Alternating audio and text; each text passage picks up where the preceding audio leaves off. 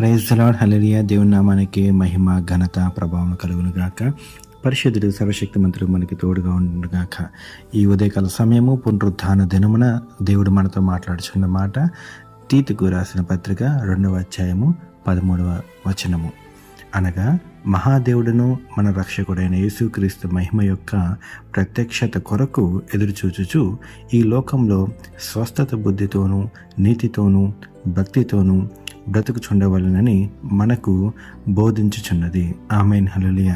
చూడండి, దేవుని యొక్క మాటలు, దేవుని యొక్క వాక్యము ఏమని సెలవిస్తుందంటే యేసుక్రీస్తు మహిమ యొక్క ప్రత్యక్షత కొరకు, అంటే దేవుడు మనల్ని మళ్ళీ కొనిపోబడుతూ వరకు, అంటే ఆయన తిరిగి మన కొరకు మరి ఆయన రానై ఉన్నాడు కదా.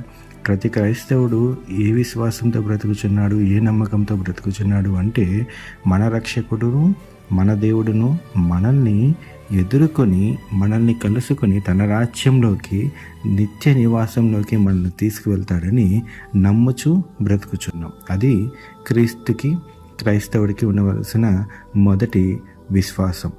అందుకే దేవుడు ఏమంటున్నాడంటే ఇక్కడ ఆయనని ఎదురు చూచుచు ఈ లోకములో, అంటే ఈ లోకము ఎంత భయంకరమైందో మనకు తెలుసు కాబట్టి ఎంత డేంజర్ అయినా సరే ఈ లోకంలో దేవుడు ఏమంటున్నాడు, స్వస్థత బుద్ధితోనూ నీతితోనూ భక్తితోనూ బ్రతుకుచుండవలే అంటున్నాడు. అంటే చూడండి, ఈ లోకంలో అనేకమైన మాటలు ఉంటాయి, అనేకమైన ధర్మాలు, అనేకమైన శాసనాలు, అనేకమైన చట్టాలు, ఇవన్నీ ఎన్నో ఎన్నో ఎన్నో ఉన్నాయి. ఎందుకంటే ప్రపంచ దేశానికి ఒక రూల్స్, దేశానికి ఒక జడ్జిమెంట్, ఇవన్నీ ఉన్నాయి. కానీ అన్ని దేశంలో ఉన్న ప్రజలు, లోకంలో ఉన్న ప్రజలు, క్రీస్తుని వెంబడించే ప్రజలు ఈ దేవుని కొరకు మనము ఎదురు చూస్తూ ఉండాలన్నమాట.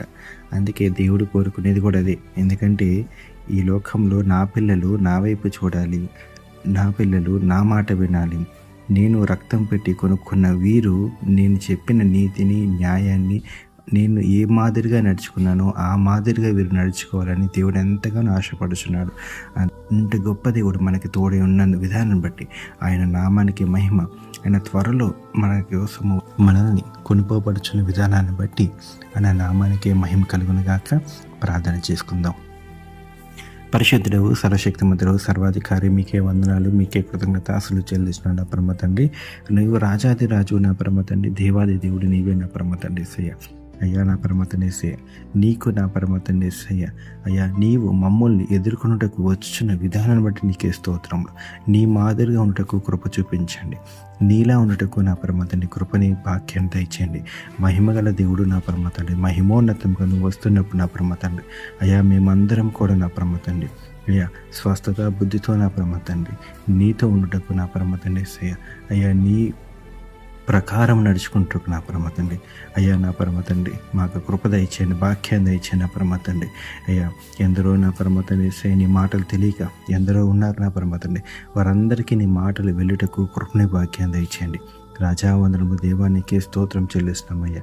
నీవు నిన్న నేడు ఏకరీతిగా ఉన్న తండ్రి నా పరమ తండ్రి, మహారాజావందనము మా దేవానికి స్తోత్రం చెల్లించుకుంటూ అదే రీతిగా దీనిని ఎల్పుల్ని జ్ఞాపకం చేసుకొని నడుచుకున్న నా పరమ తండ్రి అయ్యా, నా పరమ తండ్రి అదే రీతిగా నా పరమ తండ్రి వాక్యం ఇచ్చిన ప్రతి బిడ్డని దీవించి ఆశీర్వదించండి అయ్యా. నా పరమ తండ్రి యేసయ్య తండ్రి హోలీ స్పిరిట్ మినిస్ట్రీస్ని కూడా దీవించి ఆశీర్వదించండి. నీ దాసులను కూడా జ్ఞాపకం చేసుకోమని, ప్రతి ఒక్కరిని దీవించి ఆశీర్వదించమని నజరేయుడు సర్వశక్తిమంతుడు యేసుక్రీస్తు నామంలోని ఈ ప్రార్థన అంతా కూడా నా పరమ తండ్రి యేసయ్య మీరు ఆలకించమని యేసు నామములో అడిగి వేడుకొంచున్నాం నా పరమ తండ్రి. ఆమేన్.